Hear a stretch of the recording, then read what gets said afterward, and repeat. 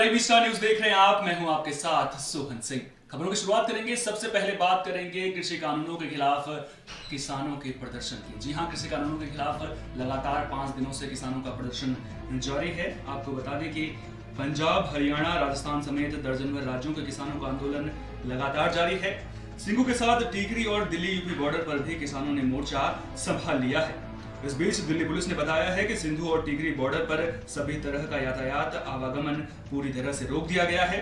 वहीं केंद्र सरकार पर तीनों कृषि कानूनों को वापस लेने के लिए दबाव बनाने के लिए दिल्ली को किसानों ने 3 जगहों से घेर लिया है। आलम यह है कि हरियाणा से सटे सिंघू और टिकरी बॉर्डर के साथ यूपी गेट पर उत्तर प्रदेश के किसान भारी संख्या में डेरा डाले हुए हैं। यूपी गेट पर सोमवार सुबह से किसानों ने आंदोलन तेज कर दिया है। यूपी गेट पर भी सैकड़ों किसान रविवार रात भर जमा रहे और सोमवार सुबह की शुरुआत उन्होंने चाय पीने के साथ की। इस बीच रविवार को भारतीय किसान यूनियन क्रांतिकारी पंजाब के अध्यक्ष सुरजीत सिंह फूल की अध्यक्षता में सोनीपत में 30 किसान संगठनों की बैठक में केंद्र सरकार के वार्ता के उस प्रस्ताव को खारिज कर दिया गया जिसमें बुराड़ी में प्रदर्शन की बात कही गई थी।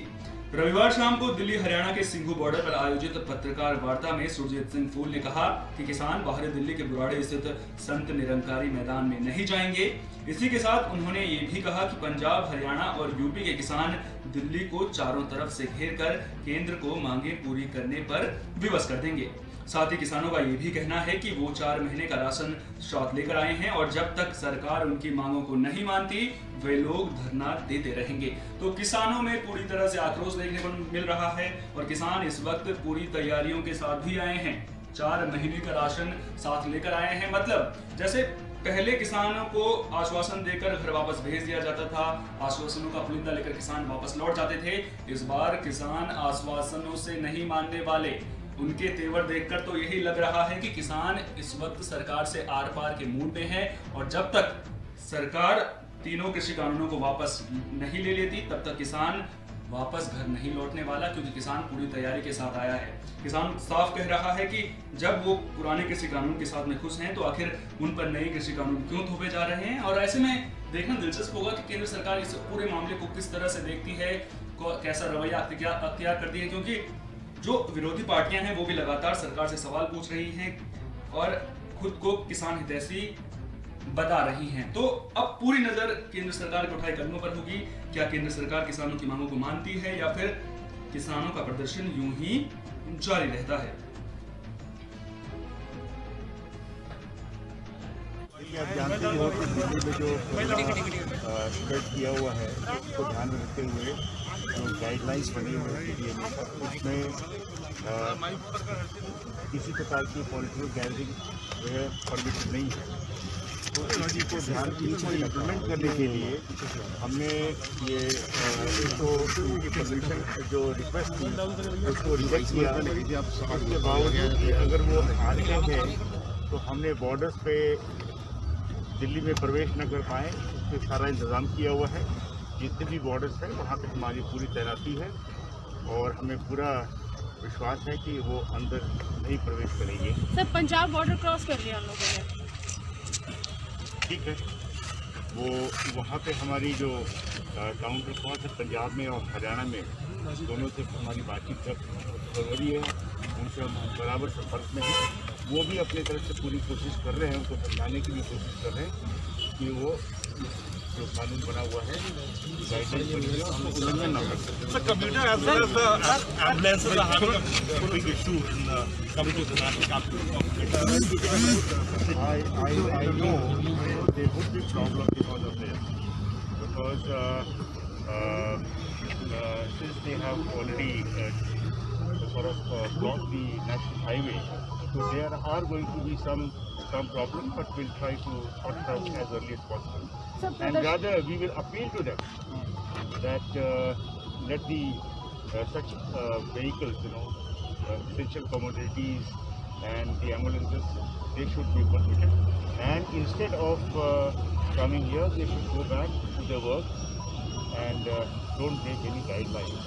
सर, प्रदर्शन बहुत हिंसक हुआ है जिस तरह से। इसके बारे में मुझे कोई जानकारी नहीं, तो मैं कुछ कह नहीं सकता। इस तरीके से होता है तो क्या उसकी पूरी तैयारी है, क्योंकि देखा जाता है कि किसान अब तक आपने देखा है, देख ही रहे हैं, सारे इंतजाम लगे हुए हैं।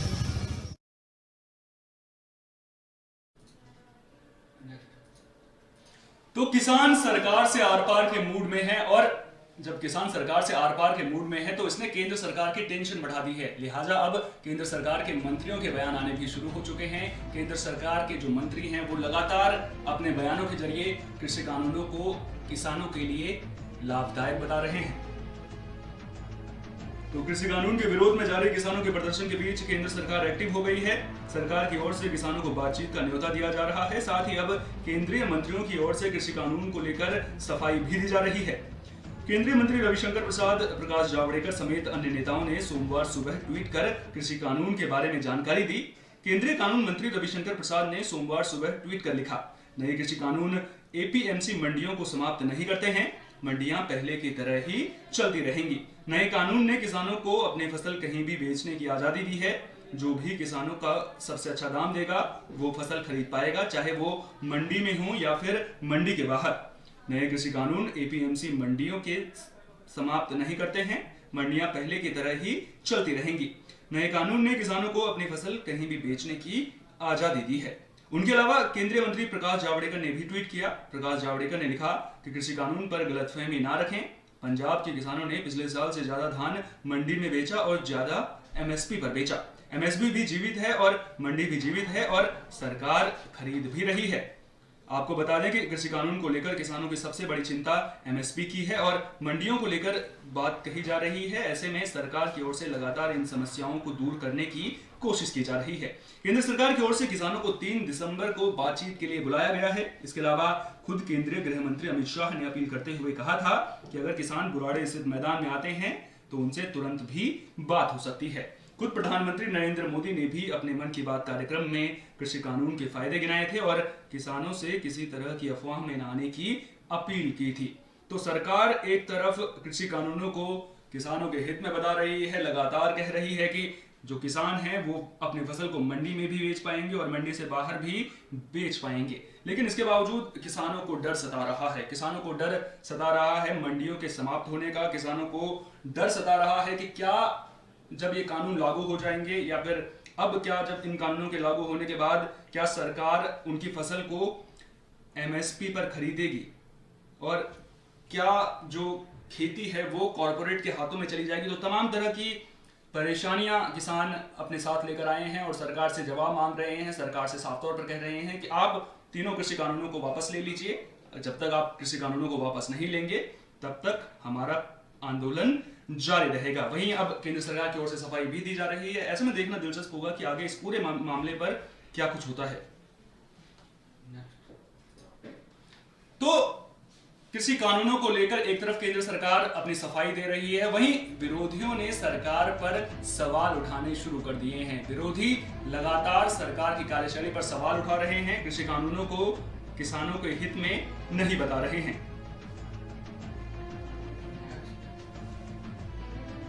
नए कृषि कानूनों के खिलाफ किसान पिछले कुछ दिनों से आंदोलन कर रहे हैं। किसानों का कहना है कि वे सरकार से बातचीत के लिए तैयार हैं लेकिन कोई शर्त नहीं मानेंगे। वहीं इस आंदोलन को विपक्षी पार्टियों का पूरा समर्थन प्राप्त हुआ है। इस बीच राहुल और प्रियंका गांधी ने केंद्र सरकार पर हमला बोला है।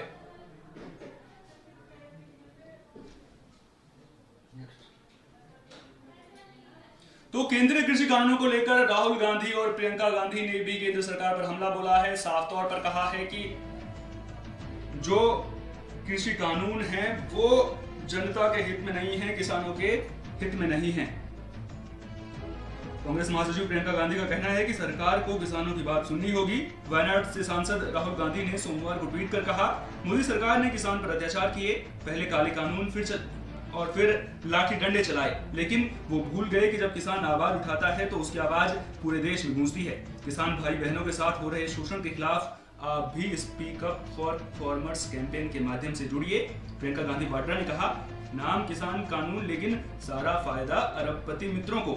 किसान कानून बिना किसानों से बात किए कैसे बन सकता है? उनमें किसानों के हितों की अनदेखी कैसे की जा सकती है? सरकार को किसानों की बात सुननी होगी। आइए मिलकर किसानों के समर्थन में आवाज उठाएं। अपने ट्वीट के साथ उन्होंने speak up for farmers campaign hashtag का इस्तेमाल भी किया है। तो साफ तौर पर जो विपक्ष है उसने सरकार के खिलाफ मोर्चा खोल दिया है। कहना है कि जब आपने कृषि कानून बनाए थे तो उस वक्त किसानों के साथ बात क्यों नहीं की थी, क्यों जो किसान नेता हैं उनकी सलाह मशवरा नहीं लिया गया था कृषि कानून बनाते वक्त। जब किसान ही नए कृषि कानूनों से खुश नहीं है तो आखिर उन्हें किसानों पर क्यों थोपा जा रहा है।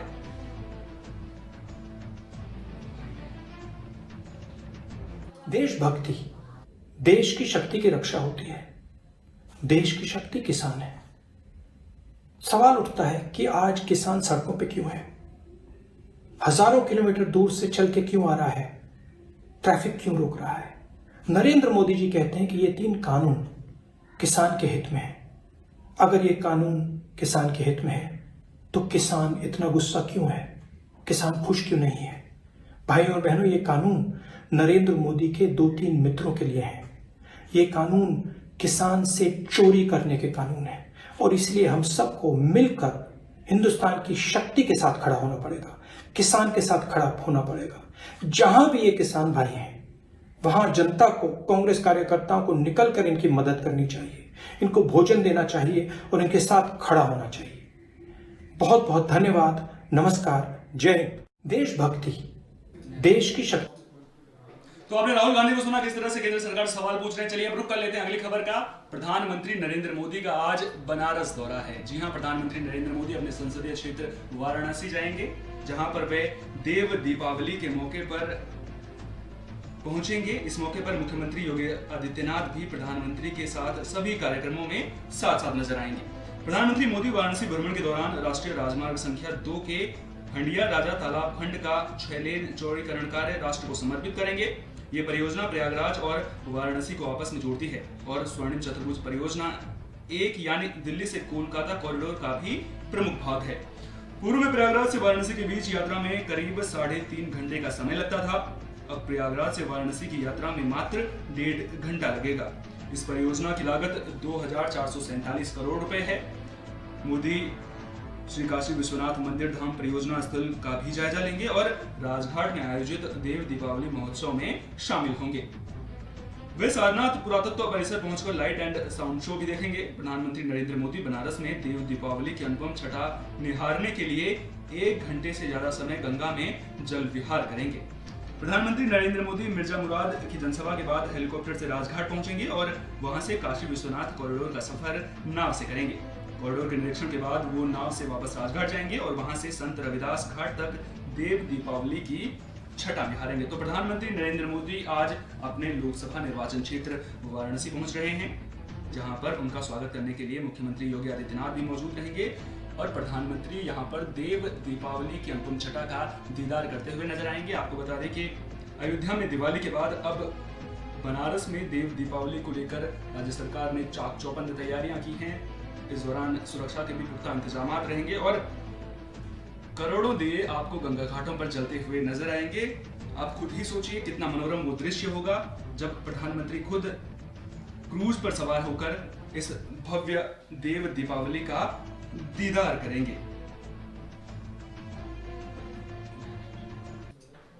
कोरोना के दैनिक मामलों में लगातार गिरावट देखने को मिल रही है। जी हां, जहां एक और देश और दुनिया पर कोरोना का सितम लगातार देखने को मिल रहा है, वहीं अब जो कोरोना के मामले हैं उनमें गिरावट भी नजर आ रही है। अगर भारत की बात करें तो देश में रोजाना सामने आने वाले कोरोना के मामलों में गिरावट सामने आई है। कल के मुकाबले आज भी कोरोना वायरस के मामलों में कमी दर्ज की गई है। बता दें कि रविवार को कोरोना के 41,810 मामले सामने आए थे, वहीं आज कोरोना के 38,772 केस दर्ज किए गए हैं। इस दौरान 443 लोगों की मौत भी हुई है।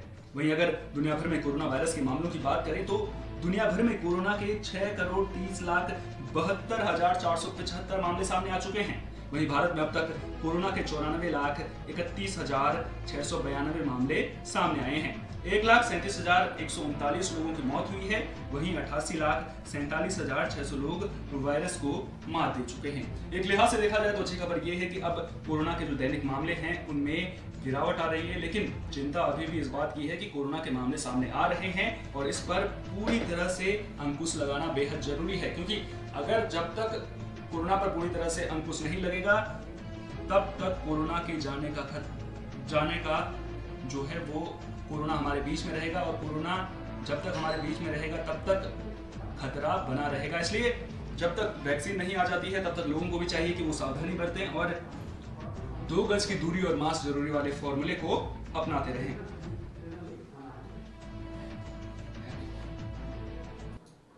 बीजेपी विधायक किरण माहेश्वरी का निधन हो गया है। आपको बता दें कि किरण माहेश्वरी राजस्थान के राजसमंद से विधायक थी।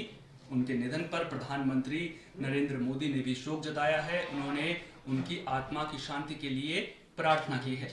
आपको बता दें कि किरण माहेश्वरी राजस्थान के राजसमंद से विधायक हैं और उनके निधन पर प्रधानमंत्री नरेंद्र मोदी ने भी शोक जताया है।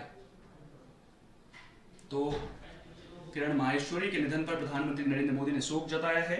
आपको बता दें कि कुछ दिनों पहले किरण माहेश्वरी की जो कोरोना रिपोर्ट है वो पॉजिटिव आई थी, जिसके बाद उन्हें गुरुग्राम के मेदांता अस्पताल में भर्ती किया गया था। उसके बाद अब उनका निधन हो गया है, जिनके निधन पर बीजेपी में शोक की लहर देखने को मिल रही है।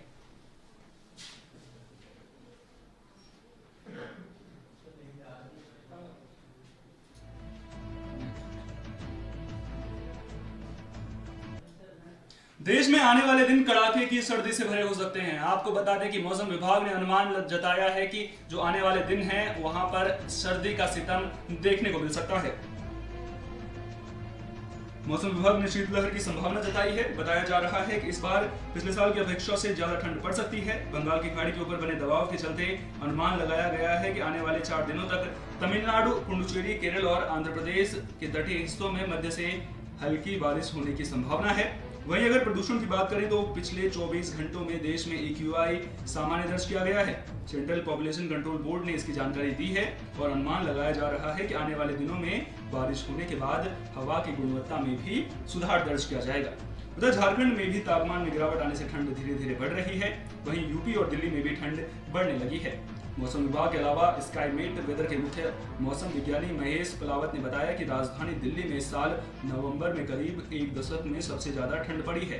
उन्होंने बताया कि इस साल अधिक सर्दी पड़ेगी और शीतलहर का असर लंबे समय तक बरकरार भी रहेगा। उधर उत्तराखंड में मौसम साफ है।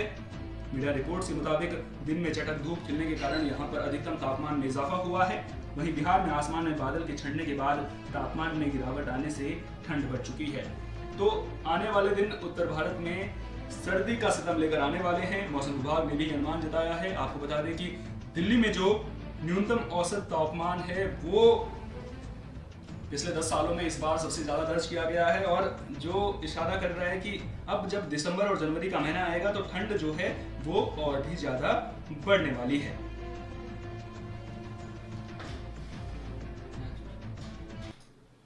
पूर्वी इंडोनेशिया में ज्वालामुखी फटने की खबर सामने आई है। आपको बता दें कि ज्वालामुखी फटने के बाद यहां पर 2800 लोगों को सुरक्षित स्थानों पर ले जाया गया है। विस्फोट के बाद राख का स्तंभ आसमान में 4000 मीटर यानी 13120 फीट की ऊंचाई तक गया।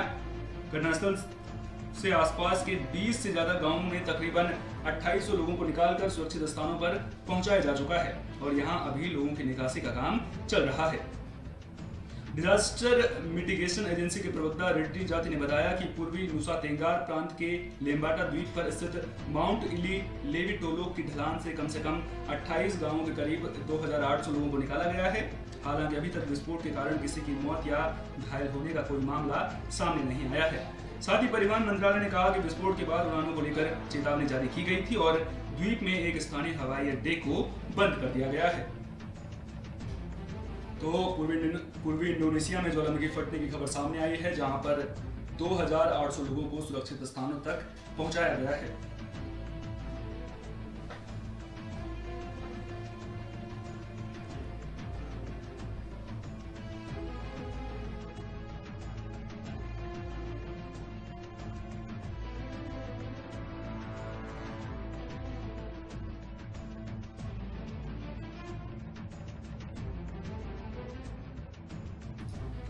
तो पूर्वी इंडोनेशिया से एक खबर सामने आ रही है, जहां पर ज्वालामुखी फटा है। आप तस्वीरों में देख सकते हैं किस तरह से धुएं का जो गुबार है वो पूरे आसमान में फैला हुआ नजर आ रहा है। और अच्छी खबर ये रही कि यहाँ पर जो 2800 लोग थे जो इस ज्वालामुखी की चपेट में आ सकते थे, उन्हें वक्त रहते सही स्थानों पर पहुंचा दिया गया है।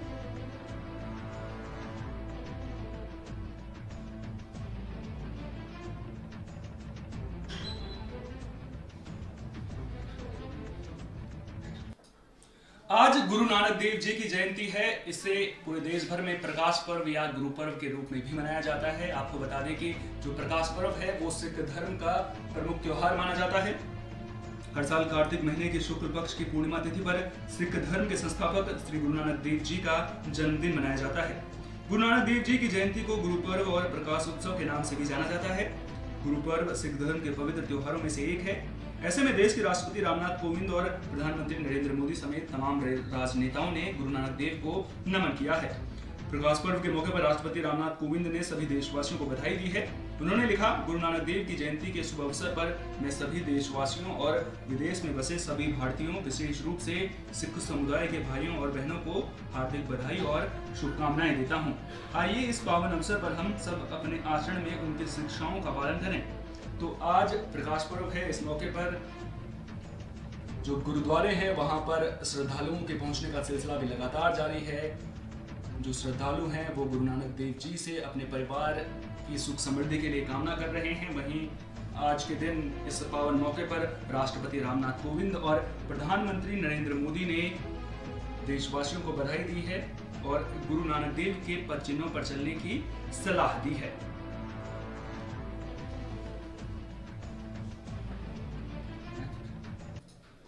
भारत के खिलाफ ऑस्ट्रेलिया भले ही वनडे सीरीज जीत चुका है, लेकिन इसके बावजूद ऑस्ट्रेलिया को बड़ा झटका लगा है। ऑस्ट्रेलिया का स्टार प्लेयर जो है वो अगले वनडे और T20 सीरीज से बाहर हो चुका है। तो भारत के खिलाफ 3 मैचों की वनडे सीरीज का दूसरा मुकाबला जीतकर और सीरीज पर कब्जा जमाने वाली ऑस्ट्रेलिया की टीम को बड़ा झटका लगा है। टीम के अनुभवी दिग्गज ओपनर डेविड वार्नर वनडे और T20 सीरीज से बाहर हो गए हैं। दूसरे मुकाबले में चोटिल हुए वार्नर भारत के खिलाफ खेले जाने वाले आखिरी वनडे और 3 मैचों की वनडे सीरीज नहीं खेल पाएंगे। माफ कीजिएगा, 3 मैचों की T20 सीरीज नहीं खेल पाएंगे। T20 टीम में वार्नर की जगह डार्सी शॉर्ट को जगह दी गई है। ऑस्ट्रेलिया ने सीरीज के दूसरे मुकाबले में रविवार को भारत के खिलाफ 51 रनों से जीत हासिल की थी। इस मैच में पहले बल्लेबाजी करते हुए ऑस्ट्रेलिया की टीम ने 389 रनों का विशाल स्कोर खड़ा किया था। ओपनर डेविड वार्नर ने 77 गेंद पर शानदार 83 रन की पारी खेली थी। भारत की पारी के दौरान फील्डिंग करते हुए डेविड वार्नर चोटिल हो गए थे। इसके बाद उनको मैदान से बाहर जाते हुए देखा गया था। क्रिकेट ऑस्ट्रेलिया की तरफ से इस बात की जानकारी दी गई है। अब वार्नर तीसरा वनडे नहीं खेल पाएंगे। वहीं भारत के खिलाफ खेली जाने वाली 3 मैचों की T20 सीरीज के लिए डार्सी शॉर्ट को डेविड वार्नर की जगह टीम में जगह मिल गई है। इस बात की भी जानकारी दी गई है कि तेज गेंदबाज पैट कमिंस को T20 सीरीज में आराम दिया गया है। तो जो डेविड वार्नर पहले 2 वनडे मैचों में भारत के लिए सिरदर्द नजर आ रहे थे, एरन फिंच के साथ मिलकर जिन्होंने पहले 2 मुकाबलों में ऑस्ट्रेलिया को शतकीय शुरुआत दिलाई थी, अब वो तीसरे वनडे मुकाबले में नजर नहीं आएंगे भारत के लिए। हालांकि ये राहत की खबर है, लेकिन ऑस्ट्रेलियाई दृष्टिकोण से देखा जाए तो डेविड वार्नर का चोटिल होना कहीं ना कहीं जो क्रिकेट ऑस्ट्रेलिया है उसके लिए एक बेहद बुरी खबर है। क्रिकेट ऑस्ट्रेलिया यही उम्मीद कर रहा होगा कि डेविड वार्नर जो है वो जल्द से जल्द फिट हों और फिर वापस अपनी टीम में जगह पाएं और एक बार फिर से उनके लिए अच्छा प्रदर्शन करते हुए नजर आएं। इस बुलेटिन में मेरे साथ इतना ही। मुझे दीजिए इजाजत। नमस्कार।